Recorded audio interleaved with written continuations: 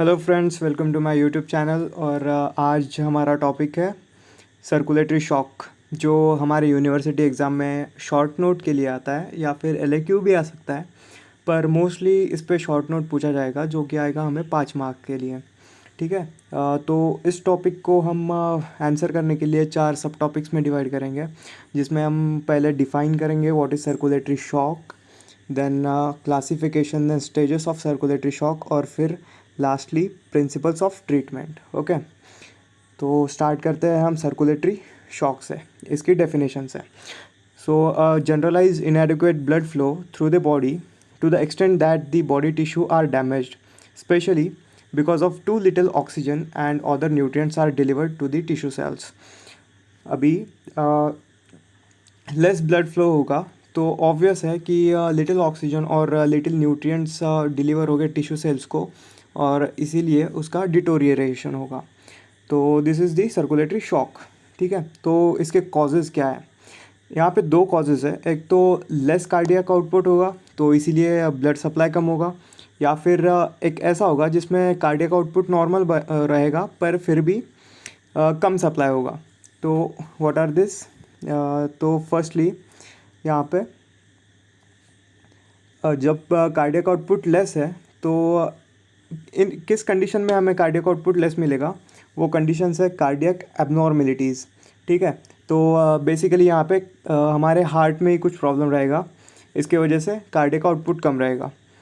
और कुछ फैक्टर्स ऐसे होते हैं जो वीनस रिटर्न कम करते हैं, जैसे कि टोटल पेरिफेरल रेजिस्टेंस अगर ज़्यादा रहेगा तो वीनस रिटर्न कम होगा, और इन टर्न ये कार्डियक आउटपुट को कम कर देगा। और अगर लेस ब्लड वॉल्यूम रही तो वो भी कार्डियक आउटपुट को कम कर देगी। तो ये सब थे जब कार्डियक आउटपुट कम रहेगा। और अब जब कार्डियक आउटपुट कम ना रहते हुए भी अगर शॉक हो रहा है, तो वहाँ पे ये रीज़न हो सकता है कि ज़्यादा बेसल मेटाबॉलिक रेट है। अगर ज़्यादा बेसल मेटाबॉलिक रेट है तो नॉर्मल जो भी कार्डियक आउटपुट रहेगा वो इनएडिक्वेट रहेगा बॉडी के लिए। और फिर आगे आता है एबनॉर्मल टिश्यू परफ्यूजन पैटर्न। तो ये होता है कि जो आपका टिश्यू है उस टिश्यू का परफ्यूजन बाईपास हो जाता है, तो वहाँ पे सप्लाई करने वाले आर्टरीज से ज़्यादा दूसरे टिश्यूज़ को ज़्यादा ब्लड जाता है, तो वहाँ का टिश्यू डिटोरिएट होने लगता है। तो ये थे फिजियोलॉजिकल कॉजेज़। इसके बाद में आता है कि आर्टेरियल ब्लड प्रेशर क्या क्या अफेक्ट होता है आर्टेरियल ब्लड प्रेशर पे सर्कुलेटरी शॉक में। तो आर्टेरियल ब्लड प्रेशर एक नॉन रिलायबल फैक्टर है डायग्नोसिस के लिए सर्कुलेटरी शॉक के, क्योंकि किसी सर्कुलेटरी शॉक के पेशेंट में आर्टेरियल ब्लड प्रेशर नॉर्मल भी रह सकता है, और कोई नॉर्मल पेशेंट में भी ये अल्टर हो सकता है। पर हाइपोवॉल्यूमिया जो टाइप ऑफ सर्कुलेटरी शॉक है जो हीमरेज से होता है, उसमें ब्लड प्रेशर हमें कम देखने को मिलता है। यहाँ पे रैपिड फॉल होता है ब्लड प्रेशर का। ठीक है, इसके बाद में आता है कि tissue deterioration is the end result of the shock. ठीक है, ये होता है at the critical level. At the critical level ये होता है कि सप्लाई ऑल ओवर, ब्लड का supply all over the body कम रहता है। तो इसकी वजह से क्या होता है कि सर्कुलेटरी सिस्टम को भी कम सप्लाई मिलता है, तो कोरोनरी आर्टरीज़ में कम ब्लड जाएगा और हार्ट के मस्कुलेचर को कम ब्लड मिलेगा। वहाँ पे कार्बन डाइऑक्साइड एक्यूमुलेट होगा और ऑक्सीजन डिलीवरी काफ़ी कम रहेगी। तो इसकी वजह से होता है कि deterioration of the circulatory system itself. और अगर सर्कुलेटरी सिस्टम ही डिटोरिएट हो गई है तो बाद में ultimately it will lead to the death. ठीक है, इसके बाद में आता है क्लासिफिकेशन की तरफ। तो क्लासिफिकेशन में हम देखते हैं कि the cardiac shocks are of 4 types. ठीक है, the very first type is the hypovolemia which is known as the hemorrhagic shock. ठीक है, तो इसके कॉजेज़ होते हैं कि due to less blood volume. अब less blood volume normal physiology में पॉसिबल नहीं है। तो इसका रीज़न होता है कि ट्रॉमा। अगर कोई आदमी रोड साइड एक्सीडेंट होता है उसका, तो एक्सेसिव ब्लीडिंग होती है उसकी, और ब्लड वॉल्यूम काफ़ी डिक्रीज़ होता है। तो इसी वजह से कार्डियक आउटपुट कम रहेगा क्योंकि वीनस रिटर्न कम है। ठीक है, तो हाइपोवॉल्यूमिया हमें बुक में ज़्यादा एक्सप्लेन करके मिलेगा, और जबकि हम यहाँ पे शॉर्ट नोट लिख रहे हैं तो हम वेरी स्पेसिफिक और शॉर्टली सब के बारे में लिखेंगे। ठीक है, तो second type of shock is the neurogenic shock. तो यहाँ पे होता है कि वैस्कुलर कैपेसिटी बढ़ जाती है। वैस्कुलर कैपेसिटी मतलब ये अगर नॉर्मल आपकी वेन या फिर आर्टरी है तो ये चेंज हो जाती है बड़े आर्टरी में, मतलब सॉरी, ठीक है। तो इसका साइज़ बढ़ जाता है। ओके, तो इसका कॉज है कि loss of vasomotor tone. Vasomotor tone maintain करती है size and shape of the vessels, ठीक है। तो नॉर्मल वेसल अगर ये रही नॉर्मल वेसल और इसका वैजोमोटर टोन अगर लॉस हो गया तो इसकी साइज़ बढ़ जाती है, ठीक है, इसका डायामीटर बढ़ जाता है। पर हमारे पास जो ब्लड अमाउंट है वो सेम रहेगा, इसीलिए हमें सर्कुलेटरी सिस्टम फिलअप करने के लिए ज़्यादा ब्लड की ज़रूरत है, जो कि अपने पास है नहीं। तो इसी वजह से यहाँ पे कार्डियक आउटपुट कम रहेगा क्योंकि वीनस रिटर्न कम होगा, ठीक है। तो इसके भी रीजंस है। It occurs due to deep general anaesthesia, spinal anaesthesia और ब्रेन डैमेज, ठीक है। क्योंकि न्यूरोजेनिक शॉक मोस्टली ये होता है, ब्रेन सेंटर्स होते हैं जो कि वैजोमोटर टोन को रेगुलेट करते हैं, उनका अगर कुछ प्रॉब्लम रहा तो न्यूरोजेनिक शॉक होता है, ठीक है। तो इनमें ब्लड वॉल्यूम लेस नहीं रहती है, बस खाली एक ही जो है हाइपोवॉल्यूमिया, यहाँ पे ही ब्लड वॉल्यूम आपको कम देखने मिलेगी। बाकी किसी भी शॉक में ब्लड वॉल्यूम नॉर्मल रहेगी और वैजोमोटर टोन ही आपको मोस्टली लूज दिखाई देगी, ठीक है। Third type of shock is the anaphylactic shock और हिस्टामाइन शॉक, ठीक है। तो ये होता है एलर्जिक कंडीशंस में due to the antigen antibody reaction. Okay, तो यहाँ पे क्या होता है कि जो एलर्जन है वो बेसोफिल सेल और मास्ट सेल को इंड्यूस करेगा, किसके लिए, हिस्टामिन सिक्रेट करने के लिए। और हिस्टामिन सिक्रेट होने के बाद ये बढ़ाता है वैजोडाइलेशन। ओके, तो वैजोडाइलेशन अगर बढ़ रहा है, वैजोडाइलेशन अगर हो रहा है तो ये क्या करेगा, वैस्कुलर कैपेसिटी बढ़ा देगा। डायमीटर बढ़ा दिया अगर वेसल का तो वैस्कुलर कैपेसिटी बढ़ेगी और इसी वजह से क्या होगा, वीनस रिटर्न कम होगा।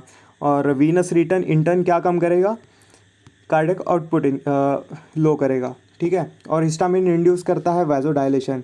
वैजोडाइलेशन से क्या होगा, ब्लड प्रेशर डिक्रीज़ होगा और कैपिलरी परमेबिलिटी बढ़ाता है हिस्टामिन। तो इसी वजह से क्या होता है कि एट कैपिलरी बेड लेवल ज़्यादा लॉस ऑफ फ्लूइड होता है, ठीक है। तो इसकी वजह से होगा हमारे पास कम वीनस रिटर्न और इसी वजह से क्या होगा, कार्डियक आउटपुट भी इंटर्न कम हो जाएगा। Last type of shock is the septic shock. Okay, और इसे पुराने ज़माने में ब्लड पॉइजनिंग भी कहा जाता था और इसका ऑब्वियस कॉज है बैक्टीरियल इन्फेक्शन, ठीक है। तो गाइटन में एक लाइन दी गई है कि other than cardiogenic shock, septic shock is the most frequent cause of shock.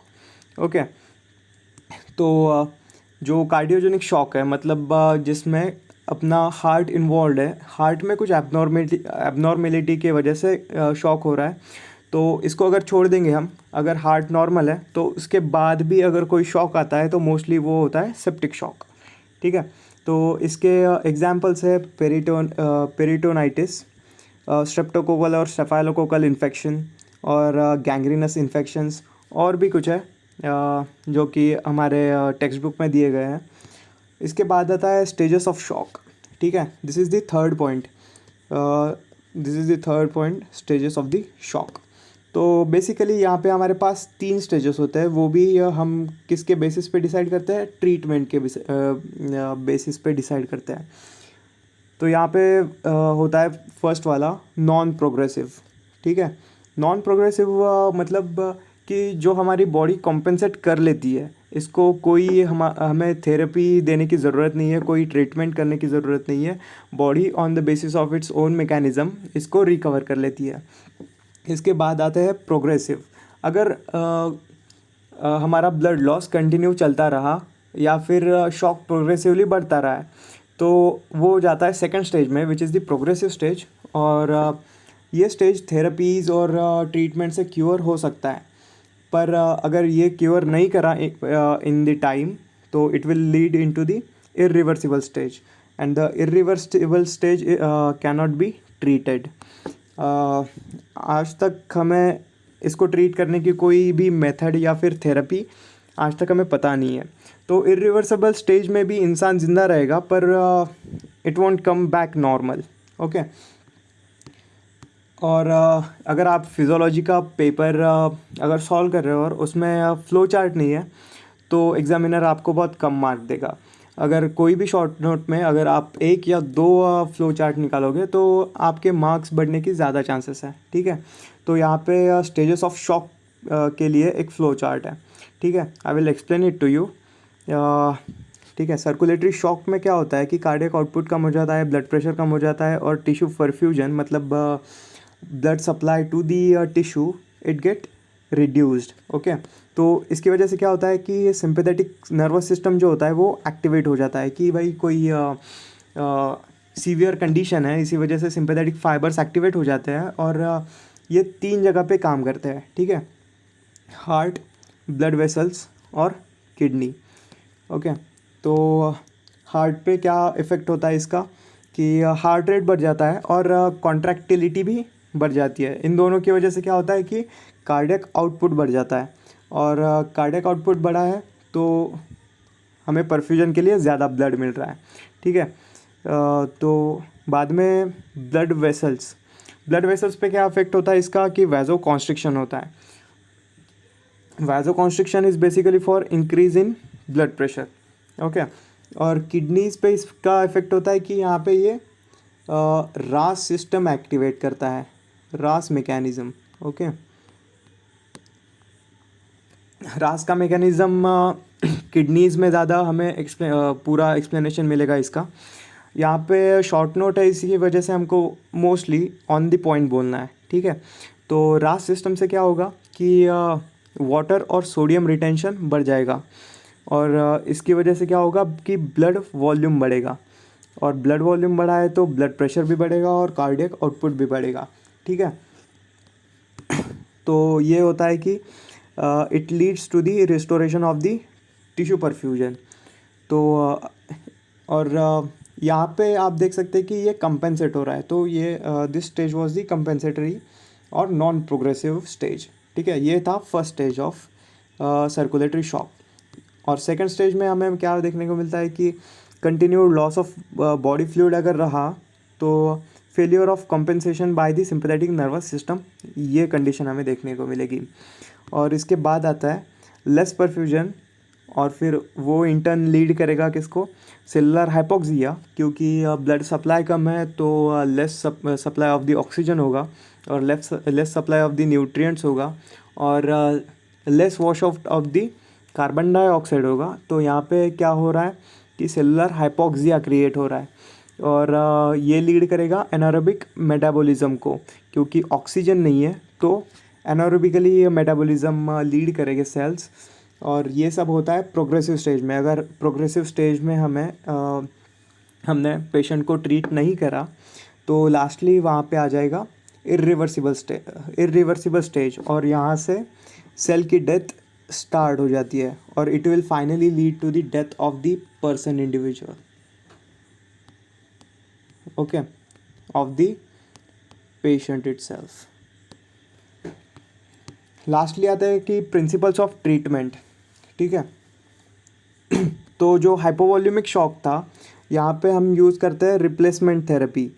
तो अगर ब्लड वॉल्यूम डिक्रीज़ हो गया है, ब्लड वॉल्यूम इज़ डिक्रीज, तो हमारे पास ऑप्शन ये होता है कि हम आइदर ब्लड वॉल्यूम को बढ़ा सकते हैं एक्सटर्नल सप्लाई देके। ठीक है। तो यहाँ पे हम कर सकते हैं कि ब्लड और प्लाज्मा ट्रांसफ्यूशन कर सकते हैं और अगर हमारे पास प्लाज्मा नहीं है अवेलेबल तो हम डेक्स्ट्रन सॉल्यूशन दे सकते हैं। ठीक है। तो डेक्स्ट्रन सॉल्यूशन में क्या होता है, basically dextran is the large polysaccharide polymer of the glucose. It retains the water with itself and it ultimately leads to the increase in blood volume. Okay. इसके बाद आता है ये तो था कि हिमोरेजिक जो शॉक था उसके लिए।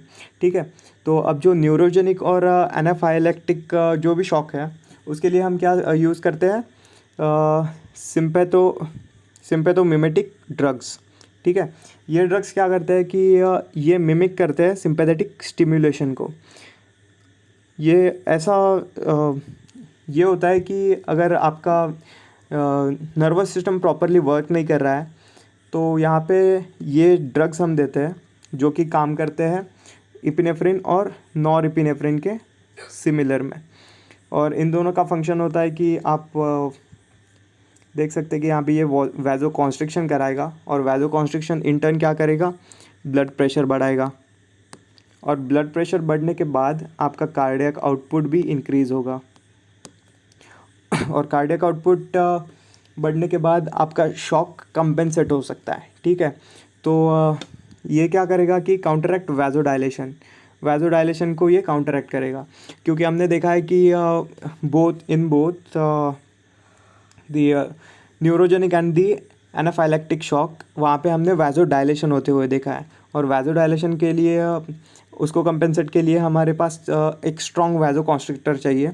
वो हमें कौन प्रोवाइड करता है, ये सिम्पैथोमिमेटिक ड्रग्स जो कि काम करते हैं एपिनेफ्रिन और नॉन एपिनेफ्रिन के टाइप में या फिर उनके जैसा काम करते हैं।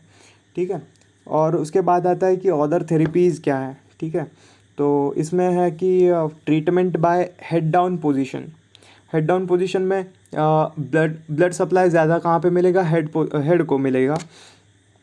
और जो भी मैक्स टू मैक्स वर्क्स है, मैक्स टू मैक्स फंक्शंस है, वो हमारा कौन परफॉर्म कर रहा था, ब्रेन कर रहा था। तो इसी वजह से हम वहाँ पे ज़्यादा ब्लड फ्लो कंटिन्यू करना चाहते हैं। ऑक्सीजन थेरेपी, ठीक है, ऑक्सीजन थेरेपी की नीड क्या है, शॉक में बेसिकली हो क्या रहा है कि ऑक्सीजन सप्लाई कम हो रहा है टिश्यूज़ को और फाइनली उनका हो रहा है नेक्रोसिस। ठीक है, तो इसी नेक्रोसिस को प्रिवेंट करने के लिए हम एक तो पेशेंट को ऑक्सीजन थेरेपी दे सकते हैं और ग्लूकोकॉर्टिकॉइड से भी जनरली हम पेशेंट को ट्रीट करते हैं। तो this was all about the circulatory shock. ये था एक शॉर्ट नोट।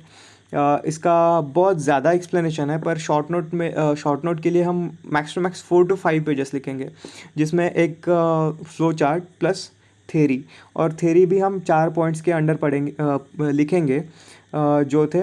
एक तो definition, second was the classification, third was the stages and fourth one is the principle of the treatment. ठीक है, तो that was all about the circulatory shock. Hope you like the video. And finally, that's it. Okay.